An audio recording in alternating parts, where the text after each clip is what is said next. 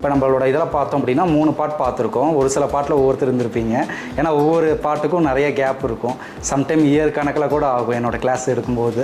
ஏன்னா எப்போ ஃப்ரீயாக இருக்குமோ அப்போ தான் எடுப்போம். அதனால் வந்துட்டு நிறைய இயர் கழித்து தான் செகண்ட் பார்ட் வந்திருக்கும். தேர்ட் பார்ட் வந்து 3 மாதம் 4 மாதம் கேப் இருக்கும். இப்போ ரீசெண்டாக தான் வந்துட்டு ஒவ்வொரு மந்த்துக்கு கரெக்டாக ஃப்ரீக்வெண்ட்டாக போயிட்டு இருக்குது. அதுவும் நானே வந்து இனிஷியேட் பண்ணிகிட்டு இருக்கிறேன் இப்போ இந்த டைம் மட்டும். அதனால் வந்துட்டு நம்ம கடைசியாக பார்த்ததில் முதல்ல பார்த்த பாட்டு என்ன அப்படின்னா ரமண மகரிஷியோட நான் யார் தத்துவம் வந்துட்டு பார்த்தோம். ஃபஸ்ட்டு பார்ட் 1ல் பார்த்தோம். அவர் வந்து எப்படி வந்துட்டு நான் யார் அப்படிங்கிறது எப்படி விளக்கியிருக்காரு அப்படிங்கிறத அவரோட இவர் வந்து எழுதி அவர்கிட்டே கேட்டு அவரே வந்துட்டு எழுதின ஒரு புக் இருக்குது. அதை வச்சு ஒரு விளக்கணை இதை நம்ம ஃபுல் இதுவுமே எக்ஸ்பிளைன் பண்ணி உலகமே எப்படி உருவாகிருக்கும் அப்படிங்கிறத நம்ம வந்து பார்த்துருக்கோம். அந்த ஒரு தத்துவத்தில் தான் ஃபஸ்ட்டு பார்ட் வந்து பார்த்தோம். அடுத்த சுப்ரீம் சயின்ஸ் பார்ட் 2ல் இன்னும் அதை கொஞ்சம் டீப்பாக வந்துட்டு எப்படி யுகங்கள் காலத்துலேருந்து எப்படி உருவானுச்சுன்னு பார்த்தோம். பார்ட் 3ல் ஓவராலாக எல்லா மதங்களுமே எப்படி உருவாகிருக்கும், ஒவ்வொரு மதங்களுக்குள்ளே இருக்கக்கூடிய சாராம்சம் என்ன, புத்தர் பற்றி இருக்கக்கூடிய ராங்கான இதெல்லாம் என்ன மாதிரி இருக்குது அப்படிங்கிற மாதிரி நிறைய இதை வந்துட்டு தேர்ட் பார்ட்டில் பார்த்தோம். அதே போல் நம்ம ஃபோர்த் பார்ட்டில் குரூப் டிஸ்கஷன் மாதிரி பண்ணோம். அப்புறம் அடுத்த இதில் சயின்ஸ் பற்றி ஒரு சின்ன ஒரு இன்ட்ரோ மாதிரி நம்ம வந்து பண்ணியிருப்போம். சயின்ஸோட மெர்ஜ் பண்ணி பேசும்போது எப்படி நம்ம அதை வந்து புரிஞ்சுக்கணும், குவாண்டம் எனர்ஜி பற்றி குவாண்டம் ஃபிசிக்ஸ் பற்றிலாம் நிறைய விஷயங்கள் நம்ம பார்த்துருந்தோம். அது குவாண்டம் லெவலில் செயல்படும் போது என்ன மாதிரி சேஞ்ச் ஆகும், ஒரு பொருள் வந்துட்டு 2 பொருள் இருக்குது, எலக்ட்ரான் நியூட்ரான் புரோட்டான்லாம் இருக்குன்னா குவாண்டம் லெவலில் அதோட சேஞ்சஸ் என்ன மாதிரி இருக்கும், அதை எப்படி அவெஞ்சர் படத்தெல்லாம் எப்படி ஃபில்ம்லாம் எடுத்தாங்க, டைம் ட்ராவல்லாம் எப்படி எடுத்தாங்க, டைம் ட்ராவல் எப்படி பாசிபிள் இருக்குது, டைம்னா என்ன அப்படிங்கிற மாதிரி நிறைய சயின்டிஃபிக்கலான விஷயங்களும் சயின்ஸில் இருக்கக்கூடிய ஒரு எனர்ஜி, கேள்விப்படாத ஒரு எனர்ஜி, கண்ணால் பார்க்க முடியாத அந்த பிளாக் எனர்ஜி பற்றியும் நம்ம வந்துட்டு லாஸ்ட் கிளாஸில் பார்த்துருந்தோம். இப்போ இந்த கிளாஸில் அதோட ஓவரால் தொகுப்பு மூலம் நம்ம என்ன அண்டர்ஸ்டாண்ட் பண்ணிக்கிட்டோங்கிற ஒரு ஃபுல் இதை நம்ம டீமாக சேர்ந்து டிஸ்கஸ் பண்ண போகிறோம். இப்போ நம்ம என்ன பேசிகிட்டு இருக்கோம் அப்படின்னா வாழ்வியல் முறையில் எப்படி வாழணும், எதை புரிஞ்சுட்டு வாழணும், எது சரியானது எது தவறானது, எதனால் ஜீனியஸான பீப்புள் வந்துட்டு மாறுறாங்க, டிஃப்ரெண்ட்டான கொள்கைகள் ஏன் உருவாகுது, ஏன் different level of set of people வந்து உருவாகுறாங்க, ஃபிலாசபிலாம் ஏன் சேஞ்ச் ஆகுது, ஏன் இத்தனை விதமான மக்கள் உருவாகுறாங்க அப்படிங்கிறத பற்றி நம்ம பேசிகிட்டு இருக்கிறோம். சரிங்களா?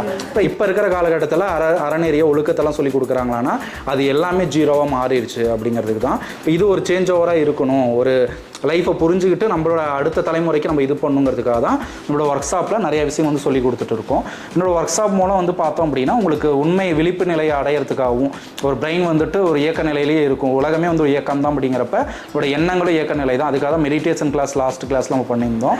இந்த எண்ணங்கள் வச்சு நம்ம ஸ்டார்ட் பண்ணுவோம். இப்போ எண்ணங்கள் அப்படிங்கிறது பார்த்தோம் அப்படின்னா ஸ்டேபிளாக இருக்காது, அது மாறிக்கிட்டே இருக்கும். அடுத்தடுத்த செகண்டுக்கு இப்போ ஒரு செகண்டில் திங்க் பண்ணுறேன்னா அடுத்த செகண்ட் வேறு திங்க் பண்ணுவோம். திடீர்னு பார்த்தோன்னா வேறு ஏதாவது ஒரு கான்செப்ட் வருவோம். திடீர்னு வீட்டில் இருக்கிற மாதிரி திங்க் பண்ணுவோம், திடீர்னு வேறு ஏதாவது ஒரு பிளேஸில் இருப்போம். நம்மளோட இதுலேயே வந்து இமேஜினேஷன்லேயே அங்கங்கே நம்ம போயிடுவோம். இந்த எண்ணங்கள் வந்து மாறிக்கிட்டே வந்துட்டு இருக்கும். இந்த ரீசனால தான் என்னென்னா நம்மளால் ஸ்டேபிளாக ஒரு விஷயத்தை டிசிஷன் மேக்கிங் பண்ண முடியாத காரணம் இதுதான். நம்ம வந்துட்டு அடுத்த லெவலுக்கு நாளைக்கு என்ன போனோங்கிற ஃப்யூச்சர் பற்றி திங்க் பண்ணுறதும் நம்ம எதுவும் யோசிக்கிறது கிடையாது.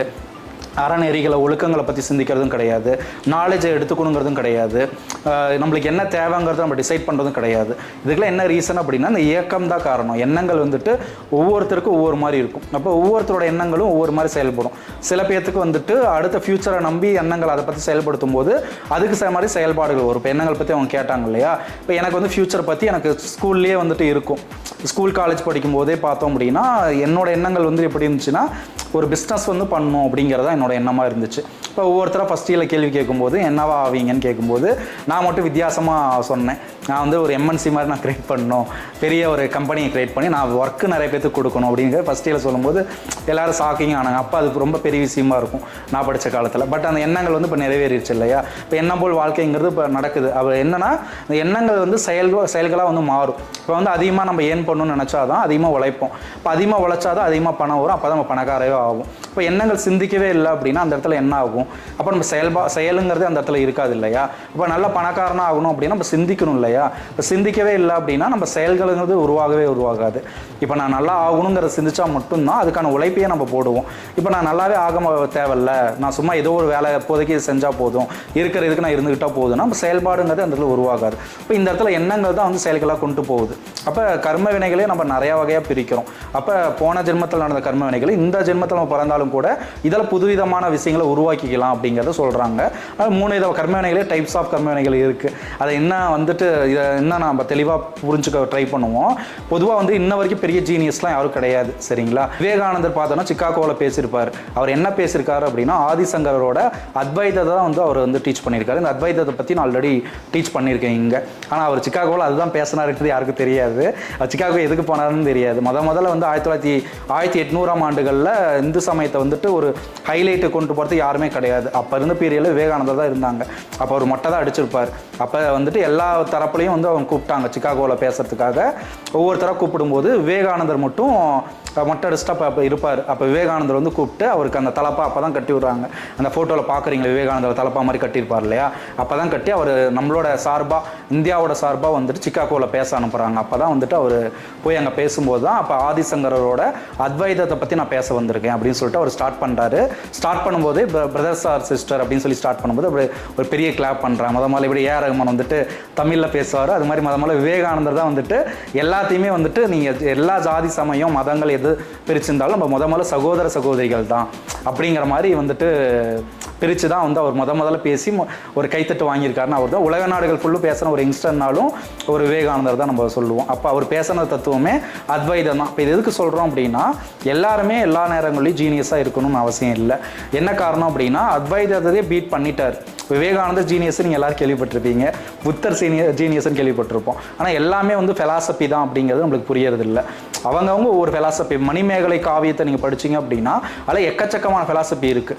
நம்மளை பொறுத்த வரைக்கும் அது ரிலீஜியன் நம்ம வந்துட்டு இது பண்ணுறோம். பட் அது வந்து ரிலீஜியன் கிடையாது. மணிமேகலையில் சொல்கிறது வந்துட்டு டிஃப்ரெண்ட் கைண்ட் ஆஃப் ஃபெலாசபி. பல விதமான சிலப்பதிகாரம், இளங்கோடிகள் இதெல்லாம் படித்தது பார்த்தோன்னா ஏகப்பட்ட இது வந்துட்டு அதில் கோவலன் வந்துட்டு சாமி கும்பிட்ட மாதிரி காட்டியிருப்பாங்க. அதுவும் வந்துட்டு டிஃப்ரெண்ட் செட் ஆஃப் ஃபெலாசபி வந்து குறிக்கும். அது என்னன்னா டிஃப்ரெண்ட் செட் ஆஃப் கான்செப்ட். ஒவ்வொரு விதமான கான்செப்ட் வந்து அவங்க அடுத்த இதில் எவால்வ் பண்ணுறாங்க.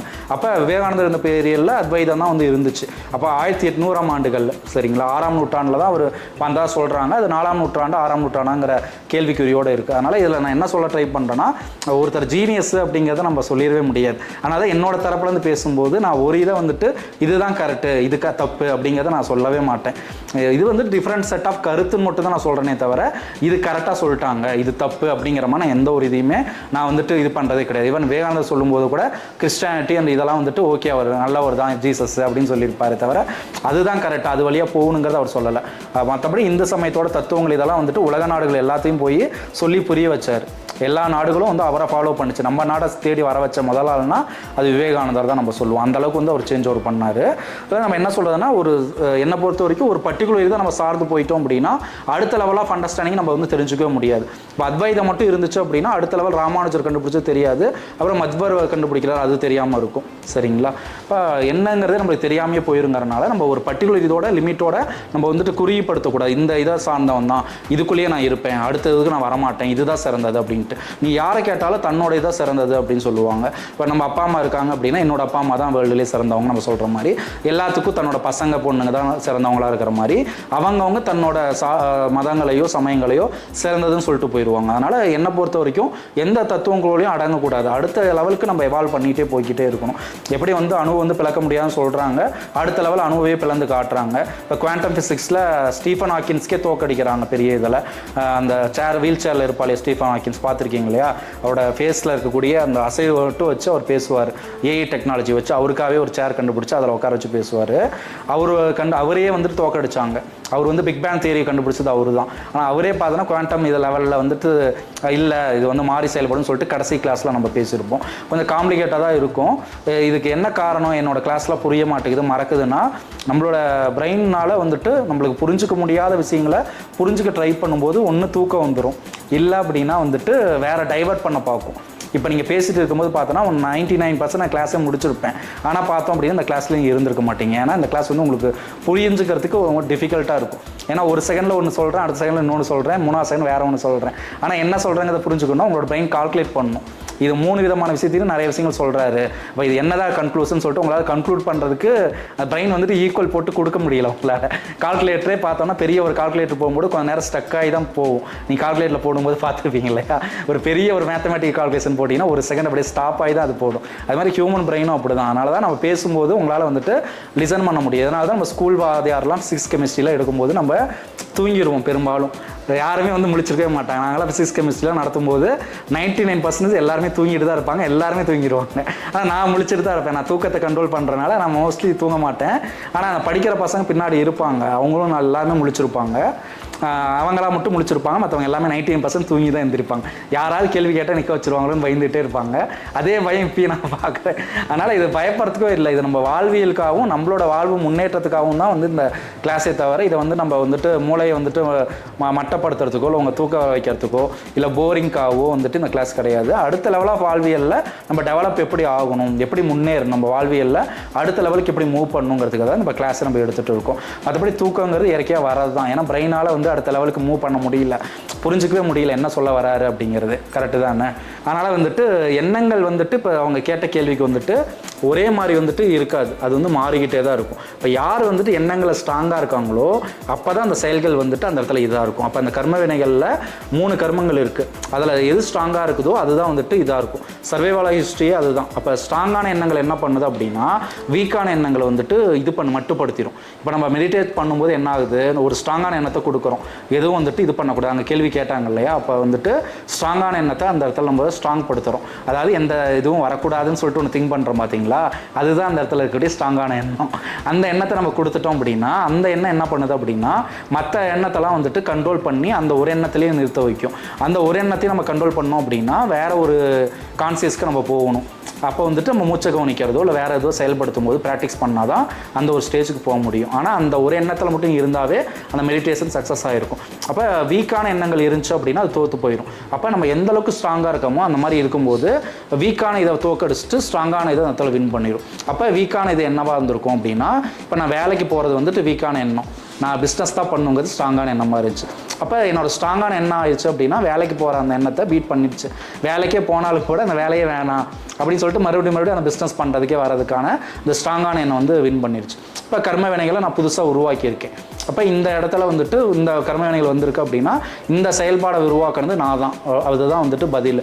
அப்போ நம்மளோட சுதந்திரம் வந்து நம்மகிட்ட இருக்குது. இப்போ புதிய ஒரு இதை உருவாக்கக்கூடிய இது வந்து நம்மகிட்ட இருக்குது. இப்போ எந்த அளவுக்கு எண்ணங்கள் ஸ்ட்ராங்காக இருக்கோ அது செயல்களாக மாறும்போது கண்டிப்பாக அது வந்து நடைபெறுங்கிறது உண்மை. புரியுதாம்மா? இப்போ வீக்கான எண்ணங்கள்லாம் கண்டிப்பாக தோற்று போயிடும். அதே மாதிரி கர்ம வினைகளில் நிஷ்டாங்க கர்மங்கள் அது மாதிரி பழைய ஜென்மத்தோட கர்மங்கள்லாம் இருக்குது இல்லையா, அது ஒரு வேளை ஸ்ட்ராங்காக இருக்குது, இந்த ஜென்மத்தோட கர்ம வினைகளை விட அது ஸ்ட்ராங்காக இருக்குது அப்படின்னா அது வந்துட்டு செயல்படாமல் போகிறதுக்கு வாய்ப்பு இருக்குது. இப்போ எக்ஸாம்பிளுக்கு இப்போ நான் என்னதான் முயற்சி பண்ணியிருப்போம், நிறைய திறமைகள் இருக்கும், பார்த்தா முன்னேறவே மாட்டோம், ரொம்ப கஷ்டப்பட்டே இருப்பான், பார்த்தா லூசு மாதிரி இருப்பான், கேட்டால் ஃபாரினில் வேலை செய்கிறேன், பார்த்தா 2 கோடி சம்பளம் அப்படிம்பாங்க, 1 கோடிம்பாங்க. நிஜாலுமே அந்த மாதிரிலாம் இருக்கிறாங்க. பார்த்தா ஒன்றுமே தெரியாத மாதிரி இருக்கும். புரியுதுங்களா? இப்போ என்னோடய ஃப்ரெண்ட்ஸ்லாம் இருக்கிறாங்க, அவங்களுக்கு பார்த்தோம் அப்படின்னா ரொம்ப வந்து ஒரு மாதிரி டிஃப்ரெண்ட்டாக இருப்பாங்க. பார்த்தா ஃபாரினில் வேலை பார்க்குறாங்க, பார்த்தா கேரட் பார்த்தோன்னா அப்நார்மலாக இருக்கும், அவங்க பார்த்தோன்னா ரொம்ப வந்து ஹைப்பராக இருப்பாங்க, பேசுறது ஒரு மாதிரி டிஃப்ரெண்ட்டாக இருக்கும். கேட்டால் ஃபாரினில் வேலை செய்கிறம்பாங்க, சம்பளம் வந்து 5 லட்சம் 10 லட்சம் 20 லட்சம்பாங்க. இந்த மாதிரி டிஃப்ரெண்ட்டாக இருப்பாங்க. இப்போ திறமைசாலியாக இருப்பாங்க, பட் இந்தியாவுக்குள்ளே தான் இருப்பாங்க, நார்மலான சேலரி வாங்குவாங்க. இது மாதிரி இது யாரை தீர்மானிக்கிறது அப்படின்னா கர்ம வினைகள் தான் அந்த இடத்துல தீர்மானிக்குது. அதாவது யார் எந்த ஸ்டேஜில் இருக்கணும், எப்படி இருக்கணுங்கிறத நம்மளோட ப்ரீவியஸ் செஞ்ச கர்மங்களும் தீர்மானிக்கலாங்கிறத உண்மை. இதை வந்துட்டு எல்லா சமயங்களும் எல்லா விதமான இந்தியன் ஃபிலாசபி வந்து அக்செப்ட் பண்ணிக்குது. இப்போ ஒவ்வொரு விதமான ஃபிலாசபி வரும்போது ஒரு சில ஃபிலாசபியை உருவாக்குறதெல்லாம் யாருன்னு பார்த்தோன்னா இங்கே இருக்கக்கூடிய பீப்புளே தான். இது வந்துட்டு தனியாக வானத்திலேருந்து குதித்து ஒருத்தர் வந்து உருவாக்கல. புரியுதுங்களா? இப்போ யாரையுமே நம்ம பார்க்கல, இப்போ கண் முன்னாடி இப்போ என்ன பார்க்குறீங்க, நான் பேசிகிட்டு இருக்கிறேன். ஆனால் இந்த உருவாக்கின எல்லாருமே பார்த்தோன்னா இங்கே இருந்த ஒரு பீப்புள் தான். அவங்களுக்கு ஒரு நம்மளை விட வந்து ஒரு எக்ஸ்ட்ராடினரி ஒரு brain capability and understanding capability and supreme knowledge வந்து இருந்திருக்கு. அதனால் அவங்க வந்துட்டு டீகோட் பண்ணி கொடுக்குறாங்க. இப்போ முதல்ல உருவாக்குனது பார்த்தோன்னா வேதங்கள் உருவாக்கிறாங்க, உபநிடதங்கள் உருவாக்குறாங்க வச்சுக்கோங்களேன். அதை உருவாக்குனவங்களோட நாலேஜ் வந்துட்டு அதுக்கப்புறம் வரவங்களுக்கு அந்தளவுக்கு கிடையாது. ஏன் கிடையாதுன்னு சொல்கிறேன் அப்படின்னா அந்த உபநிடதங்கள், பிரம்மசூத்திரம், அப்புறமேட்டு பகவத்கீதை, இதை வந்து டீகோடே பண்ண முடியல ஒருத்தரால். டீகோட் பண்ண முடியாதனால தான் வந்துட்டு 3 விதமான தத்துவங்களை அந்த இடத்துல உருவாக்குறாங்க. அதில் தான் வந்து ஆதிசங்கர, ராமானுஜர், மத்வர்னு சொல்லிட்டு 3 தத்துவங்களை அதில் பிரிச்சுட்டாங்க. ஒருத்தரே சொல்லியிருக்கலாம் இல்லையா, ஏன்னா அந்த கான்செப்டை அவங்களால சரியாக வந்துட்டு விவரிக்க முடியல. இதுதான் வந்துட்டு கரெக்டான இது, கடவுளுக்கான ஒரு டெஃபனிஷன்ஸை கரெக்டாக வந்து கொடுக்க முடியாத காரணம் வந்து இதுதான். அதுக்கு முன்னாடியே வந்துட்டு சைவ சமயம், வைணவ சமயம்லாம் இருந்துச்சு, 6 விதமான சமயங்கள் வந்துட்டு இருந்துச்சு. இப்போ எக்ஸாம்பிள் பார்த்தோன்னா இப்போ பெண் தெய்வ வழிபாடெல்லாம் நம்ம பண்ணிட்டு இருக்கோம் இல்லையா, அந்த காலத்தில் வந்து அந்த பெண்களை வந்துட்டு முன்னிறுத்தி வைக்கக்கூடிய அந்த அம்மன் வழிபாடு இருக்கும், அது வந்து ஒரு சமயமாக இருக்கும். இன்னொன்று வந்துட்டு பெருமாளை வழிபடுற சமயம் ஒன்று இருந்துச்சு, அப்புறம் சிவனை வழிபடுறது இருந்துச்சு, அப்புறம் சூரியனை வழிபடுற வழிபடுற சமயம் இருந்துச்சு. இது மாதிரி ஒவ்வொரு இதில் வந்துட்டு முருகனை வழிபடுற சமயமும் இருந்துச்சு தனித்தனியாக. இதெல்லாம் தான் வந்துட்டு ஆதிசங்கரர் வரத்துக்கு முன்னாடி இருந்தது. பட் இவர் பார்த்துட்டு தான் என்ன பண்ணுறாரு, இத்தனை கடவுள்கள் இருக்கக்கூடாது அப்படின்னு சொல்லிட்டு தான் ஒரே இதாக வந்து மாற்றி ஒரு கடவுள் தான் இருக்கிறாரு, அது வந்து பிரம்மம் அப்படிங்கிற ஒரே இது தான் அப்படிங்கிற சொல்கிறாரு. அதே தான் கிறிஸ்டியானிட்டி இதெல்லாம் தனியாக சொல்கிறாங்க. அதே தான் வந்து டிஃப்ரெண்ட் ஃபார்மேட்டில் அவங்க சொல்கிறாங்க. எல்லாமே ஒரே இது தான், அவங்க சொல்கிறது ஒன்று தான், இவங்க சொல்கிறது ஒன்று தான். பட் நாலேஜ் மட்டும் நம்ம டிஃப்ரெண்ட்டாக புரிதல் மட்டும் டிஃப்ரெண்ட்டாக சொல்கிறோம். இப்போ எல்லாத்துக்கும் மேலே இருக்கிற பரமாத்மா நம்ம பேர் சொல்லிடுறோம். அவங்க அது கிறிஸ்டியானிட்டி இல்லை, இப்போ அல்லா ஜீசஸ் அப்படின்னு சொல்லிட்டு நம்ம தனி பேர் வந்து சொல்லிடுறோம். ஆக்சுவலாக அது கிறிஸ்டியானிட்டியில் அது ஜீசஸ் கிடையாது, வந்து எகோவா அப்படிங்கிற ஜெகோவானா எகோவான்னு ஒரு காடு வந்து இருப்பாங்க. அதுதான் வந்துட்டு பிதான்னு சொல்லக்கூடிய கடவுள். சில பேர் அந்த பேர் சொன்னாவே இது அன்னோன் நேமாக இருக்குது, இது தெரியவே இல்லை அப்படிம்பாங்க. அதில் பிதா அப்படிங்கிற பேர் வந்து ஜெகோவானா எகோவாம்பாங்க. அதுதான் காடோட பேராக வந்து சொல்லுவாங்க. ஜீசஸ் வந்துட்டு அவரை பற்றி தான் சொல்கிறதுக்காக தான் வந்திருக்காரு அப்படிங்கிற மாதிரி கான்செப்ட் வரும். பட் அது வந்துட்டு டிஃப்ரெண்ட்டான ஒரு ரிலீஜன் பாலிட்டிக்ஸ் அப்படிங்கிறனால நம்ம அதை பற்றி பேசுகிறதில்ல. அதில் தனியாக ஒரு பிரிவு இருக்காங்க கிறிஸ்டியானிட்டிலேயே. அதாவது யெகோவாவின் சாட்சிகள்னு சொல்லிட்டு தனி பிரிவு இருக்காங்க. அவங்க என்ன பண்ணுவாங்கன்னா ஜீசஸை இவங்களை யாரையுமே கும்பிட மாட்டாங்க, அந்த யெகோவா அப்படிங்கிற பிதாவை மட்டும் கும்பிடுவாங்க. அது மாதிரி தனித்தனியாக வந்துட்டு கான்செப்ட் பிரியுது. அப்புறம் மேரி மட்டும் கும்பிட்றவங்க வராங்க.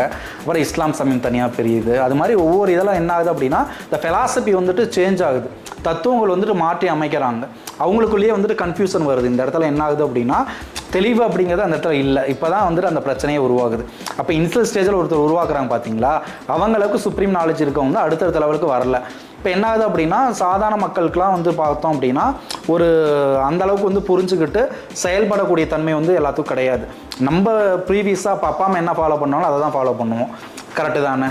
இப்போ அப்பா அம்மா என்ன சொல்கிறாங்களோ, இப்போ இந்த சாமி கும்பிடு அப்படின்னா அதை தான் நம்ம கும்பிடுவோம். இந்த வேலைக்கு போ அப்படின்னா இவங்கள வேலை செய்வோம். இவங்களை கல்யாணம் பண்ணிக்கோனா இவங்க கல்யாணம் பண்ணி, ஏன்னா நம்ம எல்லாமே சமகாலத்தில் சொந்தமாக சிந்திக்கூடிய தனித்துவமே வந்து நம்மகிட்ட யாரும் கிடையாது. சின்ன வயசில் நம்ம வளர்த்தந்தே வந்து அந்த மாதிரி இருக்கிறனால நம்மளுக்கு எதுவுமே வந்துட்டு தனித்துவம் கிடையாது. இதனால் என்ன ஆகுது அப்படின்னா ஒரு சுப்ரீம் நாலேஜ் இருக்கக்கூடிய ஒரு பர்சன் சொல்கிறாங்கன்னா அவங்க ஃபாலோவர்ஸ் எல்லாம் அதை ஃபாலோ பண்ண ஆரம்பிச்சிடுறாங்க, இவங்க ஃபாலோவர்ஸ் எல்லாம் இதை ஃபாலோ பண்ண ஆரம்பிச்சனால ஒவ்வொரு இதுலேயுமே தனித்தனி பிரிவுகள் உருவாகிட்டே இருக்குது. அப்போ இஸ்லாமில் ஏகப்பட்ட பிரிவுகள் இருக்குது, கிறிஸ்டியானிட்டியில் ஏகப்பட்ட பிரிவுகள் இருக்குது. இப்போ சைவ சமயம்னு எடுத்துக்கிட்டிங்க அப்படின்னாலும் சைவத்தில் 12 பிரிவுகள் இருக்குது. அதுக்குள்ளே ஏகப்பட்ட சித்தாந்தங்கள் வந்து அதுக்குள்ளேயே மைன்யூட்டான டிஃபரன்ஷியேட் பண்ணி அதுக்குள்ளே பிரிக்கிறாங்க, வைணவத்தில் பிரிக்கிறாங்க. அதெல்லாம் பிரித்து தான் வந்துட்டு அத்வைதத்தை உருவாக்குனார் ஆதிசங்கரர். பட் அதுவும் வந்துட்டு ராமானுஜர் ஒத்துக்காமல் அதுக்குள்ளே விசிஷ்டா வைதம்னு சொல்லிட்டு அவர் வந்து விசேஷ அத்வைதம் அப்படி சொல்லிட்டு அவரும் ஒன்று உருவாக்குறாரு. இல்லை அதுவும் தப்பு, எப்படி வந்துட்டு மனுஷனும் கடவுளும் ஒரே மாதிரி அப்படிங்கிற மாதிரி அவங்க வந்து உருவாக்குறாங்க. சைவ சமயத்தில் வந்துட்டு ஜீசஸோட கான்செப்ட் வந்து உள்ளே வரும். அதில் தான் வந்துட்டு அவதாரங்கள் அப்படிங்கிற கான்செப்ட் உள்ளே வருது. அதாவது எப்படி வந்துட்டு கடவுள் வந்துட்டு மக்களோட கருணையினால் அவதாரங்கள் எடுக்கிறாரு அப்படிங்கிற மாதிரி ஒரு கான்செப்ட் இருக்குது. அது வந்து இந்து மதத்தில் எங்கே இருக்குன்னா சைவ வைணவ மதத்தில் இருக்குது. அதே தான் கிறிஸ்டியானிட்டி அண்ட் இதில் வந்துட்டு அவங்களோட இறை தூதர்களாக வரதா சொல்கிறாங்க பார்த்தீங்களா, அது அந்த கான்செப்ட் தான் அதுதான் இருக்குது. மக்கள் பர துன்பத்தை பார்த்து இறை தூதர்கள் வந்து இந்த இடத்துல பிறக்கிறாங்க அப்படிங்கிற ஒரு கான்செப்ட் வந்து இருக்குது. அது சைவ அண்ட் வைணவ மதத்தில் வந்து இருக்குது. அதில் வந்து இறை தூதர்கள் பறப்பாங்க, அப்பப்போ பறப்பாங்க, அவதாரங்களை எடுப்பாங்க அப்படிங்கிற மாதிரி ஒரு கான்செப்ட் வந்து இருக்குது. அதை நம்பிக்கை நம்புறதும் நம்பாதும் அவங்களோட தனிப்பட்ட கருத்து தான், அதை நம்புறதும் நம்பாதும் அவங்களோட தனிப்பட்ட கருத்து தான். பட் இது எல்லாமே வந்துட்டு நம்மளோட சமய ஃபிலாசபியில் இருக்குது. இது எல்லாமே ஃபிலாசபி தான். என்னை பொறுத்த வரைக்கும் சமயங்களோ மதங்களோ பார்க்காம இட்ஸ் வந்து ஒரு ஃபிலாசபி. சைவம்ங்கிறது ஒரு சமய கொள்கை, அது வந்து ஒரு ஃபிலாசபி. அத்வைதம் அப்படிங்கிறது ஒரு ஃபிலாசபி. கிறிஸ்டியானிட்டிங்கிறது ஜீசஸால் சொன்ன ஒரு ஃபிலாசபி மாதிரி. இப்படி தான் வந்துட்டு ஃபாலோ பண்ணணும், இது வந்துட்டு கண்ட்ரோல் பண்ணணும், எல்லா உயிர்களையும் நேசிக்கணும், யாரையும் வந்துட்டு துன்புறுத்தக்கூடாது, எல்லாத்தையும் அன்பு செலுத்தணும்னு சொல்கிறது ஒரு ஃபிலாசபி தான். கடவுளை மட்டும்தான் கும்பிடணும், ஒன்று தான் கடவுள், தப்பாக எல்லா கடவுளையும் கும்பிடக்கூடாது, கடவுள் பெயரால் மற்றவங்களை பலியிறதெல்லாம் தப்பு, இதுதான் சாப்பிடணும் இதுதான் சாப்பிடக்கூடாதுன்னு சொல்லிட்டு ஒரு ஃபிலாசபி தான் வந்துட்டு முன்வைக்கிறாங்க. எப்படி வாழணும். இப்போ மோசஸ் சொல்கிறாருன்னா ஒரு ஃபிலாசபி. ஆப்ரஹாம் வழியில் வரவங்க, மோசஸ் வழியில் வந்தவங்க எல்லாரும் ஒவ்வொரு வகையான ஒரு இதை தான் சொல்லிக் கொடுக்குறாங்க. இப்போ ஒரு கைண்ட் ஆஃப் ஒரு ஃபிலாசபி தான், வாழ்க்கை நெறிமுறைகளை தான் அவங்க சொல்லிக் கொடுத்துருக்காங்க. இப்படி தான் வாழணும், உங்களுக்குன்னு சொல்லிட்டு படைத்த கடவுளை இப்படி தான் நம்ம வழிபடணும் அப்படிங்கிற மாதிரி சொல்லிக் கொடுக்குறாங்க. அதனால் அவரவர் விருப்பப்பட்டதை ஃபாலோ பண்ணிக்கலாமே தவிர, ஆனால் மூட நம்பிக்கைகளை நம்ம ஃபாலோ பண்ணணும். எந்த ஃபிலாசபி ஃபாலோ பண்ணாலும் அந்தந்த ரிலீஜியனில் இருக்கவங்க, அந்தந்த சமய கோட்பாடில் இருக்கவங்க மூட நம்பிக்கைகளை நம்ம ஃபாலோ பண்ணக்கூடாது அப்படிங்கிறது தான் என்னோட கருத்து. மற்றபடி எதையும் இப்போ விமலாதேவி சொல்கிற மாதிரி எதையும் நம்மளால் தனிநபரால் மாற்றவும் முடியாது. இப்போ நீங்கள் கோயிலில் போயிட்டு நம்ம இவங்க போயிட்டு விஜயும் இவங்களும் போயிட்டு திருப்பாச்சியில் தடுப்பாங்க இல்லையா, ஆடு மாடு வெட்டக்கூடாது அப்படின்னு சொல்லிட்டு டக்குன்னு பிடிச்சிருவாங்க இல்லையா, அந்த மாதிரி வந்துட்டு நம்ம போயிட்டு தடுத்து நம்மளை வெட்டிடுவாங்க அப்படின்லாம் பயப்படாதீங்க. ராமலிங்க வள்ளலார் இதே மாதிரி பண்ணியிருக்காரு. ரியாலிட்டியில் ராமலிங்க வள்ளலார் கோயிலில் வந்துட்டு இந்த மாதிரி ஆடு மாடு வெட்டும் போதெல்லாம் அவர் தடுத்திருக்காரு, அது மாதிரிலாம் வெட்டக்கூடாது, இதெல்லாம் தப்புன்னு சொல்லிட்டு அவர் தடுத்திருக்காரு. நிஜாலுமே அதே மாதிரி நடந்திருக்கு. இந்த சுச்சுவேஷனை அந்த இதில் தான் எடுத்திருக்காங்க. ஆனால் அவரை வந்து கொல்ல முடியாதுங்கிறது உண்மை. ராமலிங்கம் வல்லாறு அப்போ உங்களை வெட்டிடலாமான்னு கேட்கும்போது இவர் யாருன்னு தெரியுமா அப்படிங்கிறப்ப தான் வள்ளலார் அப்படின்னு வந்தப்போ எல்லாருமே அந்த கத்தியை போட்டுட்டு இனிமேல் நாங்கள் ஆடு மாடே வெட்ட மாட்டோம்னு சொல்லிட்டு அந்த இடத்துல திருந்திடுவாங்க இந்த இடத்துல. ஆனால் இதில் வந்து வேறு மாதிரி கான்செப்ட் பண்ணி காமெடியாக இருக்கும், எஸ்கேப் ஆயிடுவாங்க விஜயும் இவங்களும் நினச்சி. இது வேறு மாதிரி இருக்கு. ஆனால் ரியாலிட்டியில் உலகத்தை மாற்றுறதுக்காக நம்ம வந்துட்டு சொல்லலை, பட் நம்மளோட சார்ந்தவங்கள நம்ம வந்து மாற்றலாம். புரியுது, நம்மகிட்ட இருக்கவங்ககிட்ட ஒரு சில விஷயங்களை சொல்லி இது மாதிரிலாம் பண்ணக்கூடாது, இதெல்லாம் தப்பு அப்படிங்கிற மாதிரி நம்ம மூட நம்பிக்கைகளை தடுக்கலாம். புரியுதுங்களா சொல்கிறது? இப்போ நானே வந்துட்டு இந்த மாதிரி மூடநம்பிக்கை ஃபாலோ பண்ணானே இது செய்யாத அப்படிங்கிற மாதிரி நான் சொல்லுவேன். சரிங்களா? இதே மாதிரி ஆரோக்கியமாக சாப்பிட்றத பற்றியும் இப்போ வீட்டில் விரதம் இருந்தால் கூட ஆரோக்கியமாக சாப்பிட சொல்லிக்குவேன். அவங்களும் ஆரோக்கியமாக சாப்பிட்டுக்குவாங்க. வெஜிடபிள்ஸு, ஃப்ரூட்ஸு அந்த மாதிரியாவது சாப்பிட்டுக்குவாங்க. விரதம்னா முழு விரதம் இருக்க மாட்டாங்க. ஃப்ரூட்ஸு அந்த மாதிரியாவது எடுத்தாது அவங்க ஏதாவது வேண்டுதல் வச்சா கூட அந்த மாதிரியாவது சாப்பிட்டாது அவங்க வந்துட்டு அந்த இது வராமல் தடுத்துக்குவாங்க. அந்த மாதிரி வந்துட்டு மூடநம்பிக்கைகள் இருந்தாலுமே அதை சரிப்படுத்துறது நம்மளை சார்ந்தவங்களை நம்ம சரிப்படுத்திக்கலாம். அதனால் இதுக்கு மேலே வந்துட்டு நீங்கள் உங்கள் வீட்டிலையோ இல்லை யாராவது ஃபாலோ பண்ணுறாங்க அப்படின்னா கொஞ்சம் நம்ம சார்ந்தவங்களை நம்ம மாற்ற வந்து முயற்சி பண்ணலாம். அதே நேரத்தில் பார்த்தோம் அப்படின்னா ஃபெலாசபி அப்படின்னு நம்ம பேசணும் அப்படின்னா ஏகப்பட்ட ஃபெலாசபியை பேசிகிட்டே தான் இருக்கணும். நம்ம ஏற்கனவே சொன்ன மாதிரி ஏக்கச்சக்கமான ஃபிலாசபிஸ் இருக்குது. நான் ஏற்கனவே சொன்ன மாதிரி கடவுளுக்கு முதல்ல கேரக்டர்ஸ் இருக்கா, நம்மள மாதிரியே இருப்பாரா, அவர் யார் என்னங்கிறதுக்கே பல விதமான வாக்குவாதங்கள் நடந்துச்சு. புரியுதுங்களா? ஃபஸ்ட்டு அகம் பிரம்மாம்சி, நாம தான் கடவுளா இல்லை கடவுள் தனித்து இருக்காரா அப்படிங்கிறதுக்கு தான் ஃபெலாசபியை உருவானுச்சு. அவர் தான் வந்துட்டு இந்த சைவம் வைணவத்தெல்லாம் தாண்டி அத்வைதம் முதல்ல உருவாக்குனார். அதை தான் விவேகானந்தர் வந்துட்டு எல்லாத்தையும் இடத்துக்கு போய் டீச் பண்ணார். நம்ம சொன்னோம் இல்லையா? அது என்னதுன்னா எல்லாமே கடவுள் தான், உலகமும் கடவுள் தான், நானும் நீ எல்லாருமே கடவுள் தான் சொல்கிறாரு. அதான் ரமண மகரிஷியும் நான் தான் கடவுள், நம்மளுக்குள்ளேயும் கடவுள் இருக்கான்னு சொல்லிட்டு அதை தான் நம்ம வந்துட்டு எல்லா சமயத்திலையும் ஃபாலோ பண்ணோம். தன்னை உணர்ந்துட்டாவே உடனே கடவுள்னு சொல்லிட்டு வச்சிடறாங்க இல்லையா? இது வந்து அத்வைத கோட்பாட்டில் தான் வந்துச்சு. இதை வச்சு தான் வந்துட்டு எல்லாரும் தன்னைத்தானே கடவுள் கடவுள்னு சொல்லிட்டு இருக்காங்க இல்லையா? அந்த கான்செப்ட் வந்து இதுக்குள்ள தான் வந்துச்சு. அதுக்கப்புறம் தான் துவைதம் சொல்லிட்டு மத்வர்னு சொல்லிட்டு ஒன்று உருவாக்குனார். அவர் என்ன சொன்னார்னா, ஏன்பா நீயும் கடவுளும் ஒன்றாக முடியுமா? அவர் வந்துட்டு எல்லாத்தையும் படைச்சிருக்காரு, அப்போ அவர் வேற நீ வேற, உலக மிருகங்கள் வேற விலங்குகள் வேற அப்படின்னு சொல்லிட்டு தனித்தனியாக பிரிக்கிறார். அதுதான் மத்வர்னு சொல்லிட்டு ஒன்று உருவாக்குனார். அதுதான் வந்து துவைதம். அதுக்கப்புறம் பார்த்தோம் அப்படின்னா விசிஷ்டாவைதம்னு சொல்லிட்டு ராமானுஜர் உருவாக்குனார். அவர் என்ன சொல்கிறாரு அப்படின்னா கடவுள் அதாவது ஜீவாத்மாவும் பரமாத்மாவும் மாறலாம், அது ஜீவாத்மாவும் இருக்கும். அப்போ சாதாரண மனிதன் வந்துட்டு முயற்சி செஞ்சு இதாகவும் மாறலாம். அப்போ ரெண்டு நிலைகளும் ஒத்துக்கிறது தான் வந்துட்டு அத்வைதம், அந்த துவைதம் ரெண்டுத்தையும் ஒத்துக்கிட்டு வர்றது தான் வந்து விசிஷ்டாவைதம். அது வந்துட்டு ஓரளவுக்கு இதுவும் இருக்கலாம் இதுவும் இல்லாமையும் இருக்கலாம் அப்படிங்கிற மாதிரி ஒரு கான்செப்ட். அதுக்கு இன்னும் சொல்லணும் அப்படின்னா இப்போ மாம்பழம் இருக்குது அப்படின்னா மாம்பழம் சாப்பிடும்போது நம்மளுக்கு புளிக்குது அப்படின்னா இப்போ புளிப்புன்னு சொன்னாலும் மாம்பழம் தான், மாம்பழம்னாலும் புளிப்பு தான், ஆனால் ரெண்டும் வெவ்வேறு தான். புரியுதுங்களா? ஆனால் ரெண்டும் ஒரே இதுக்குள்ளே தான் இருக்குது. அது மாதிரி தான் நம்ம உயிர் உடல் ரெண்டும் ஒரே இடத்துல தான் இருக்குது, ரெண்டும் ஒட்டுக்காக தான் செயல்படுது, ஆனால் ரெண்டும் வெவ்வேறு தான். அதுதான் வந்துட்டு விசிஷ்டா வைதத்தை நம்ம சொல்லுது. பட் இது எல்லாமே ஃபெலாசபிலாம் கொஞ்சம் ரொம்ப புரிஞ்சுக்கிறது கஷ்டம். இதுக்காக தான் வந்துட்டு விவேகானந்தர் மாதிரி ரொம்ப ஜீனியஸான பீப்புள் தான் அதை போய் டீச் பண்ணுறேன் உலக நாடுகளுக்கு. அதனால் நான் என்ன தான் எனக்கு புரிஞ்சுட்டு நான் எக்ஸ்பிளைன் பண்ணாலுமே சாதாரண மக்களுக்கு அது புரிஞ்சுக்கிறது கொஞ்சம் கஷ்டமாக இருக்கும். நான் என்ன தான் எக்ஸ்பிளைன் பண்ணி எக்ஸாமெல்லாம் கொடுத்தாலும் சாதாரண மக்களுக்கு புரியாது. இதெல்லாம் வச்சு உருவானது தான். அதனால் பலவிதமான தத்துவங்கள் பலவிதமான ஃபெலாசபியை நம்ம வந்து ஃபாலோ பண்ணிட்டு இருக்கோம். அதனால் இவ்வளோ மூட நம்பிக்கையெல்லாம் விட்டுட்டு நம்ம என்ன பகுத்தறிவோ அதை செயல்படுத்தி நம்ம வாழ்க்கை நெறிமுறை வாழ்ந்தால் மட்டும்தான் நம்மளால் வாழ முடியும். நம்ம யாருக்குமே தெரியாமல் மத்வரையும் பார்த்ததில்லை, ராமானுஜரையும் பார்த்ததில்லை. ஏதோ அந்த கலைஞர் டிவியில் இதுலேயே யாராவது போட்டால் ராமானுஜர் மாதிரி யாராவது ஒருத்தர் நாம போட்டு ஒருத்தர் வருவார், அவர் தானா சார் அப்படின்னு நீங்கள் கேட்பீங்க. அவர் தான் ராமானுஜர். ஒரு கதை கூட ஒரு ராமானுஜர், ஒரு ஸ்டோரி கூட ஒரு சீரியல் கூட போகுது இல்லையா, அவர் தான் ராமானுஜர். அதெல்லாம் இதெல்லாம் பார்த்துருப்பீங்க. சீரடி சாய்பாபா வேணால் அடிக்கடி அந்த விஜய் டிவியில் போடும்போது பார்த்துருப்பீங்க. சார் அவர் தானே சீரடி சாய்பாபாம்பீங்க. அந்த சீரியலில் வரது சீரடி சாய்பாபா. ஆனால் கோயிலுக்கு நீங்கள் இந்த சாய்பாபா போகிறனால அவரோட சிலையெல்லாம் வரனால அவரோட உருவமைப்புலாம் உங்களுக்கு தெரியும், சாய்பாபாவோட உருவமைப்புலாம். அது வேற நிறைய பேர் போட்டி போடுவாங்க, இஸ்லாம் சமயத்தை சேர்ந்தவர் இல்லை ஒரு இந்து சமயத்தை. திருவள்ளுவர் வேற வந்து சண்டைக்கு இருப்பாங்க, இல்லை அவர் இஸ்லாம் சமயம் இல்லை இந்து சமயம் சொல்லிட்டு அவரை வேற சண்டைக்கு இழுத்துக்கிறாங்க, இல்லை சமண சமயத்தை சேர்ந்துக்குவோம் அப்படின்னு சொல்லிட்டு மக்கள் எப்போ பார்த்தாலும் சண்டை போட்டு தான் இருப்பாங்க. நம்ம அந்த சண்டைக்குள்ளே போக வேணாம். முட்டாள்தனமான மூடநம்பிக்கைகளை நம்ம அழிச்சிட்டு பகுத்தறிவோடு செயல்படுவோம். ஆனால் இந்த இதோட முடிவில் நம்ம எப்பயுமே வந்துட்டு சிந்திச்சு பகுத்தறிவு என்ன இருக்கோ அதை தான் நம்ம அக்செப்ட் பண்ணிக்கணும். சரிங்களா? அதனால் வந்து நம்ம சயின்ஸை செயல்படுத்தி இப்போ நடைமுறைக்கு என்ன இருக்கோ அதுதான். சரிங்களா? இப்போ கர்ம வினைகளை நம்ம ஒரு சில சமயங்களில் சயின்ஸால் ஆன்சர் பண்ண முடியாத விஷயங்களை தான் நம்ம வந்துட்டு சுப்ரீம் சயின்ஸால் நம்ம புரிஞ்சுக்க முடிக்கிறோம். இதுதான் supreme science part 4. Supreme science part 4ல் என்ன நம்ம சொல்கிறோம் அப்படின்னா சயின்ஸால் விளக்க முடியாதவங்க நம்ம ஸ்பிரிச்சுவாலிட்டியை வந்து எடுத்துக்கலாம். ஆனால் அதே நேரங்களில் எடுக்கும்போது அது மூடநம்பிக்கையாகவும் இருக்கக்கூடாது அப்படிங்கிறத முன்வைக்கிறோம். இப்போ கர்ம வினைகள் அப்படிங்கிறது ஒரு ரியாலிட்டியில் அக்செப்ட் பண்ணிக்கிற மாதிரி இருக்குது. என்ன காரணம் அப்படின்னா இப்போ நான் என்ன ஆகணுங்கிறத என்னால் டிசைட் பண்ணி கொண்டு போகவே முடியல. இருந்தாலும் நான் முயற்சி பண்ணுறேன், எல்லாமே பண்ணுறேன், பட் எனக்கான இது செயல்படுத்தவே முடியல. அப்போ ஏதோ ஒரு இடத்துல கர்ம வினைகள் என்னை அஃபெக்ட் பண்ணுது அப்படிங்கிறத நான் புரிஞ்சுக்கிறேன். அப்போ அதை அக்செப்ட் பண்ணிக்கிறேன், ரியாலிட்டியில் அக்செப்ட் பண்ணிக்கிறேன். ஏன்னா சின்ன வயசில் எனக்கான கான்ஃபிடன்ஸ் ரொம்ப அதிகமாக இருக்கும். எதை வேணாலும் முயற்சி பண்ணி எதை வேணாலும் செஞ்சிடலாம் அப்படிங்கிறப்ப எனக்கு சின்ன சின்ன விஷயங்கள் நடக்காதப்ப எனக்கு அப்போ தான் தெரிஞ்சுக்கிட்டேன். இவன் வேதாத்திரி மகரிஷி கூட அதை தான் வந்துட்டு பண்ணார். அவரோட பிஸ்னஸில் லாஸ் ஆனதுக்கு நம்ம எல்லாமே பண்ணிட்டோம், பட் ஏன் லாஸ் ஆகுது அப்படிங்கிறப்ப தான் அவரும் வந்து கண்டுபிடிச்சாரு. அதுக்கப்புறம் உருவாக்கின விஷயத்தை. அதாவது கர்ம வினைகள் அப்படிங்கிறத நம்ம அக்செப்ட் பண்ணிட்டு தான் ஆகணும். அது வந்துட்டு எந்த மதமாக இருந்தாலும் எதாக இருந்தாலும் பகுத்தறிவோடு செயல்படும் போது அவரவர் செஞ்ச தப்புக்கு அதுக்கான தண்டனை அனுபவிச்சு தான் ஆகணுங்கிறது அது வந்து சயின்டிஃபிக்கலான ஒரு இதுதான். ஒவ்வொரு விளைவுக்கும் இம்பாக்ட் அப்படிங்கிறது இருந்து தான் ஆகும். நம்ம கொலை செஞ்சோம் அப்படின்னா அதுக்கான பாதிப்பு நம்மளுக்கு வர செய்ய தான் செய்யும். சரிங்களா? இப்போ கொலை செஞ்சிட்டோம் அப்படின்னா இமீடியட்டாக இப்போவே நடந்துடும். சில சமயம் உடனே கண்டுபிடிச்சு ஜெயிலில் போட்டு தூக்கத்தை நம்மளுக்கு கொடுத்துருவாங்க. இம்பாக்ட் வந்து உடனே நடக்குது இல்லையா? அப்போ அதுக்கான விளைவுங்கிறது உடனே அந்த இடத்துல நடந்துருது. அப்போ அந்த விளைவுங்கிறது அப்பயும் நடக்கலாம், இல்லை அடுத்த டைமும் நடக்கலாம், அடுத்த பிறவிலும் நடக்கலாம். இப்போ பிறவிகள் இருந்தாலும் இல்லைனாலும் அதுக்கான இம்பாக்டை நம்ம அனுபவிச்சு தான் ஆகணுங்கிறது சயின்டிஃபிக்கலான ஒரு ட்ரூ ஃபேக்டாக இருக்குது. அப்போ ரியாலிட்டியிலே நம்ம பார்க்குறோம். ஒரு தப்பு செஞ்சுட்டோம் அப்படின்னா ரியாலிட்டியில் நடக்கிறத நம்ம கண்கூடவே பார்க்குறோம் இல்லையா? அதனால் கண்டிப்பாக வந்துட்டு நம்ம அறநெறிகளை ஃபாலோ பண்ணி நம்ம கர்ம வினைகளை அக்செப்ட் பண்ணிவிட்டு பகுத்தறிவோடு செயல்படுவோம். கடைசி இதெல்லாம் நம்ம வந்துட்டு ஒரு சின்ன ஒரு இது நம்ம ஈவெண்ட் பண்ணோம் இல்லையா? அந்த ஈவெண்ட் தான் இந்த சுப்ரீம் சயின்ஸோட ஒரு நல்ல ஒரு எக்ஸாம்பிளாக இருக்கணும். ஏன்னா யாருன்னே தெரியாத எந்த ஒரு இடத்துக்கு போனோமா நம்ம அந்த இடத்தோட பேர் என்ன? இல்லை அன்பு இல்லாமல் அந்த பிளேஸோட பேர்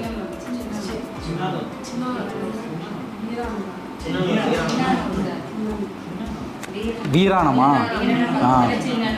வீராணத்தில் சின்னமூரை ஏதோ ஒரு ஊருக்கு போனோம். அதனால் ஏதோ ஒரு ஊருக்கு யாருனே தெரியாத ஒரு குழந்தைகளுக்கு நம்ம மூலம் ஒரு வேளை சாப்பாடு போட்டு அவங்களுக்கு ஒரு டைம் ஸ்பெண்ட் பண்ணிட்டு வந்திருக்கோம். அதுதான் வந்து நம்ம செஞ்ச ஒரு பகுத்தறிவோடு செய்யக்கூடிய ஒரு உண்மையான ஒரு இது. ஆனால் இது எதுவுமே இல்லாமல் நம்ம டைமை வந்துட்டு எப்படி வேணாலும் ஸ்பெண்ட் பண்ணலாம். ஏதோ ஒரு குலதெய்வ கோயிலுக்கு போயிட்டு அங்கே ஒரு பொங்கல் வச்சு ஒரு ஆடு வெட்டலாம், சேல் வெட்டி டைம் ஸ்பெண்ட் பண்ணுறது ஒரு வகை. இல்லை யாருனே தெரியாத ஏதோ ஒரு இடத்துக்கு போயிட்டு அவங்களுக்கு போயிட்டு ஒரு வேளை சாப்பாடு போகிறது ஒரு விதம். அப்போ டிஃப்ரெண்ட்டான ஒரு சினாரியோ வந்து இந்த இடத்துல இருக்குது. இப்போ இதை சூஸ் பண்ணுறது அதை சூஸ் பண்ணுறதுன்னு நம்ம தான் வந்து சூஸ் பண்ணிக்கணும். ஆனால் நல்ல விஷயங்களை செய்யறதுங்கிறது நம்ம பகுத்தறிவோடு செயல்படும் போது எது ரியாலிட்டியோ அதை தான் நம்ம பண்ணணும்.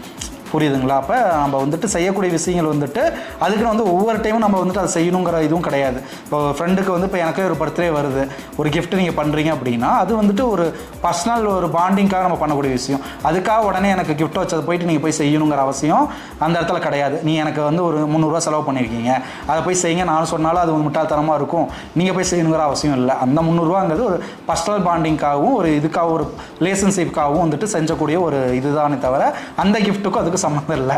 இதுதான் பகுத்தறிவோட இது. அதனால் இந்த இதுக்காக தான் அது செய்யணுங்கிற அவசியம் இல்லை. அதே கிராண்டாக பண்ணுறோம், ஒரு 20 கோடி 30 கோடி செலவு பண்ணுறோம் அப்படின்னா அது அன்னெசரியான செலவு. ஒரு 20 கோடி செலவு பண்ணி நம்ம ஒரு கல்யாணத்தை பண்ணுறோம் அப்படிங்கிற மாதிரி இப்போ பண்ணியிருக்காங்களே நிறைய பேர்.